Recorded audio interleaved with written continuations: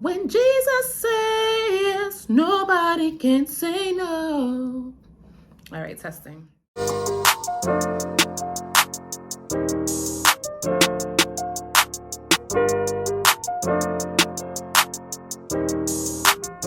back as promised. Happy New Year. I guess by the time you're seeing this, it'll be February, so we shouldn't say Happy New Year. You know, sometimes us Black people, we try to drag it for the New Year. But anyway, I hope you had a blessed New Year. And I'm just back with another episode. And as promised, like I stated in my last video, before I took my little social media break, was that I was gonna come with some more intimate, I can't say more because I never did, but intimate sessions, more of this, me and you. And I'm working, if you see me doing this, and I'm working on talking into the camera and not looking at myself, being so vain. But so yeah, I'm working on it. Tell me how I did in the comments. But yeah, I hope your New Year was great. January was definitely a blessed month and a lot of revelations, I would say, and just feeling optimistic. I think we all have that New Year type of vibe, New Year, new me. And I think I kind of started back in June, I should say, before January started or any New Year. I started working on my own stuff, and I love that for me. But this episode, I really wanted to talk about, I'm rusty, y'all, I'm sorry. I really wanted to talk about therapy and my journey with that. So this is like me versus therapy and why I chose to go that route, why I thought I needed therapy, what prompted me to go to therapy, and what it's been doing for me. I think by this time, if you've followed me on this page or my personal page, you know, my career paths have kind of changed. And earlier in July of last year, the place that I was working at, it ended up closing.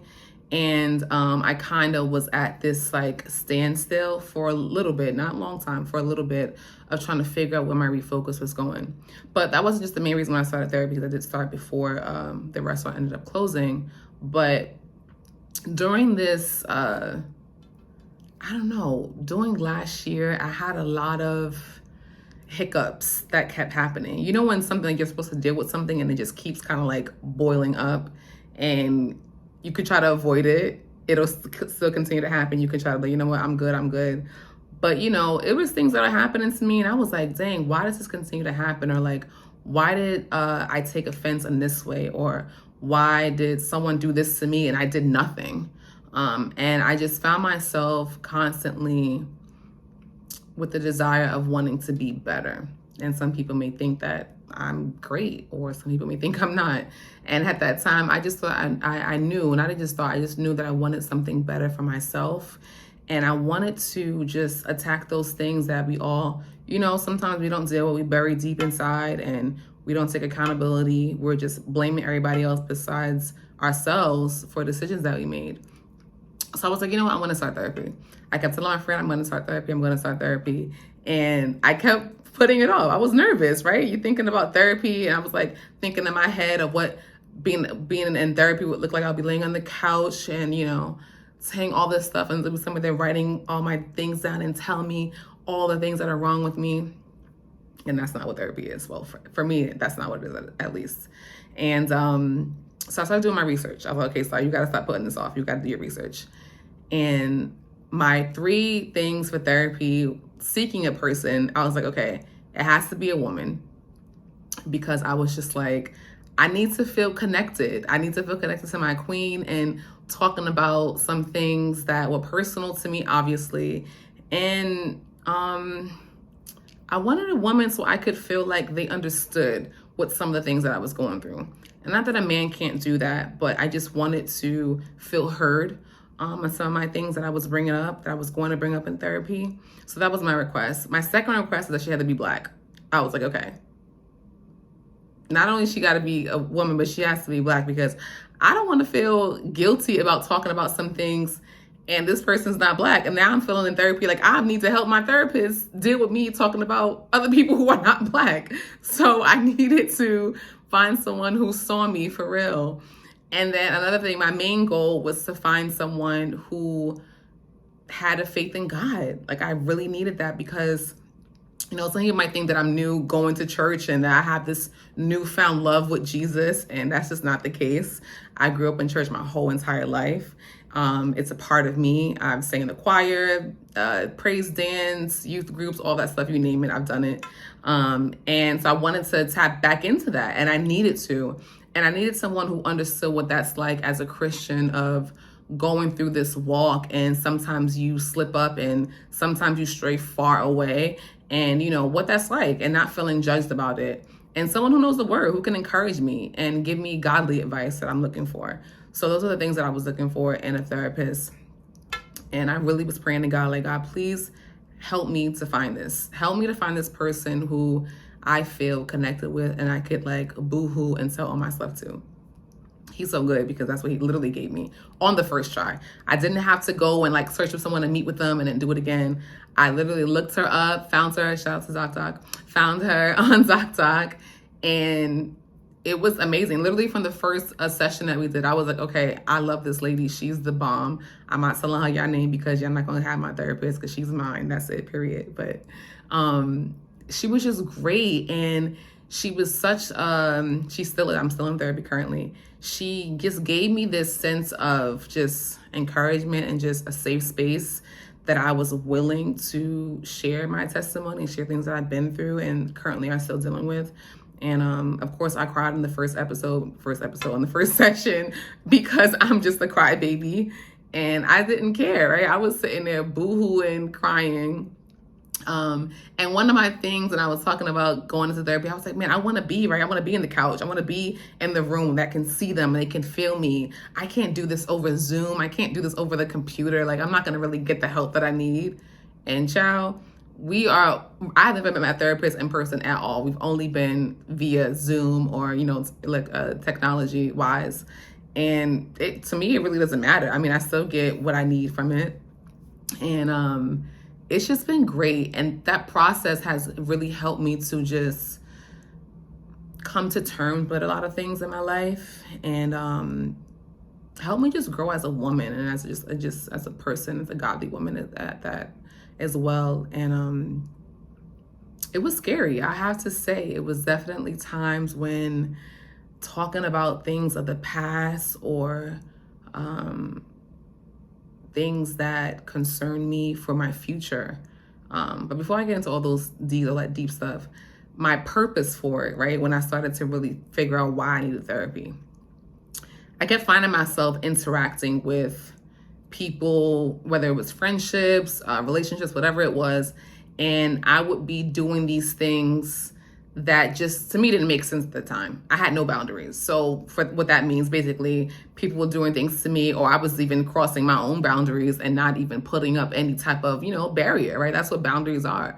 And things were just happening. And I was just like dealing with all this anxiety and so much, depression at times. Not now, past times I definitely dealt with depression and it was really scary at that moment, but anxiety for sure. And I'm a highly overthinker. I was just doing too much.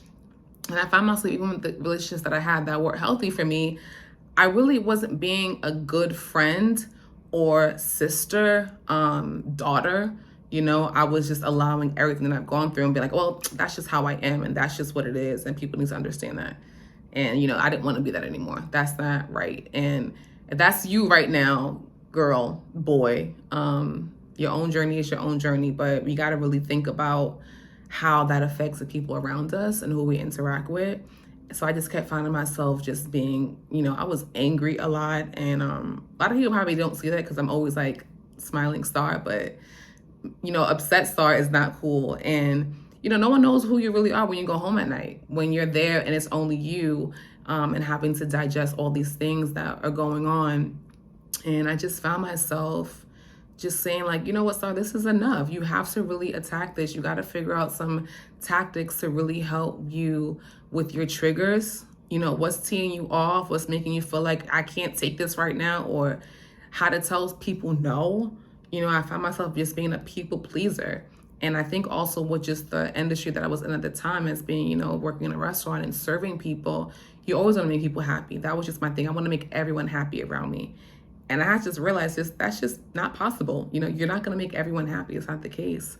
So therapy was just helping me use those tools gain tools to help me in those situations, and how to just target myself for the better, how to target on doing the right thing. And yes, do I still struggle with anxiety? Yeah, at times, but definitely not as much. Not as much as before. It's not as where it's taken over me, and the overthinking is like endless. In 2017, I really struggled with depression a lot. I was really in a bad state mentally and emotionally. And I just allowed things to happen to myself and allowed people to come into my life and just do whatever. And I had no barrier up. I had no ends to say stop. I was just doing things because I felt like, I was not worth it. I wasn't worthy of all the other great things that God has for me. I just didn't see it at that time. And when you can't see it, it's just like you're just wallowing all your mess or your sadness or your depression and anger. Emotions are spiraling. And that's another thing. My emotion is just out the way. So from that, as fast forward into thinking about last year when I started therapy, I knew I was different. I have gained some control a little bit, but I still wasn't there. And I just knew where I was going, right? God was just speaking to me that he had so many other things for me to do, and the things that I wanted to implement in my career. I had to work these things out in order to get there. So I couldn't take on all the baggage and all the emotional stress and anxiety and overthinking and, not just taking care of myself. And I think we do this thing of like, everything gets so trendy, self-care. And it's like self-care is mostly people just think about, I'm gonna go get my nails done, right? I'm gonna go take myself on a date. I'm gonna go, go shopping. We go retail therapy. And I'd say I don't still do those things when I'm feeling, kind of anxious, or I'm feeling I'm having a little day. I definitely want to go spend some money. I definitely have my days when overeating. We'll get into that in a minute. And, those things still do matter. But I think that society, especially with social media, we get everything's just trendy. I'm having a self-care day. But are we really doing the work? And I think that's what therapy comes in, is like doing the work, right? Yes, I could tell myself that I'm worthy. Yes, I can tell myself that you're beautiful. But if you don't really actually believe it, if you're still going around not having boundaries, treating people however you want, thinking that you're deserving of something, like people owe you stuff, that's really not doing the work, right? So I had to find myself going through this season of like isolation. And I was just like, it's just got to be me and Jesus, meet Jesus in therapy. And it was just something that was just so rewarding. And I know some of you, when you see me, I was outside for a minute, and then I just wasn't. And not because of just career paths changing, it was just because I was changing myself. I was changing emotionally, I was changing physically, mentally, and I needed that space to just do that change. I needed to evolve. And I was going through the emotions, and I was going through things that people didn't understand, and some people felt, differently, and they were offended, but during that time, I really couldn't care about that, couldn't care about how my process or my healing and my journey was making other people feel. And, therapy has really been the best thing for me. And also just when I talk about the physical, a few years ago, I lost a substantial amount of weight, and like 60 pounds, 62 pounds. And I posted on my Instagram, this is like a few years ago, I took it off. Maybe I'll post it back to show y'all. But I lost a few pounds there. And it wasn't that I was exercising or anything. It was literally because I was stressed out. I was going through depression, so I really just wasn't eating. I was literally outside eating. I was literally outside just drinking all the time. I wasn't taking care of myself. I just wasn't doing it. So I was like losing the weight. And at first I never even noticed. And where I was working at the time, they were just like, girl, you lost all this weight. And I didn't notice. And I was like, oh, wow. I literally went from like wearing like a size 14 to like a 6, like so quickly. And I was like, well, what happened? So now, trying to be healthy, when I find myself into these moments of feeling inadequate or having a day, because not that I'm in therapy that I don't have days and I still don't go through these emotions, I find myself doing things that, are not that good. So some people may think like, okay, I was not overeating or didn't eat at all. And I have this ongoing joke with my cousins about how I just eat ice. And yes, I love ice, but there was a time where I just literally wasn't eating. And I would see me eat like a salad or something, but I could definitely go hours without eating. And I just wanted to make sure that I didn't gain that weight back. And it also was just a mind thing of just trying to, sometimes we try to be so hard on ourselves.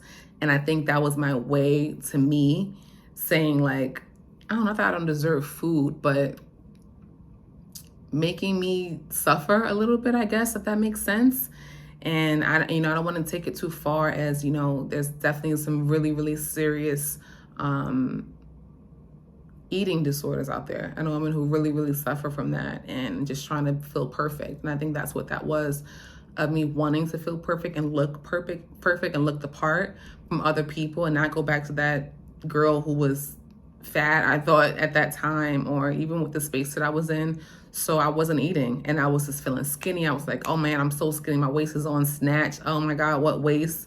And mentally, I still was just miserable. Like I would see people and they'd be like, girl, you so snatched. And I used to just be like, thank you, but inside I'm like, girl, I didn't even eat. Like he would ask me, how you lost all that weight? Like, girl, what you doing? And I would joke and be like, girl, you gotta go to the gym, but not eat. Like literally, that's what I'm not doing. So me now, when I have a bad day, you know what I do? I eat. I overeat. And then I overeat to myself. It's like a stomach ache because I want to feel horrible and I want to feel bad.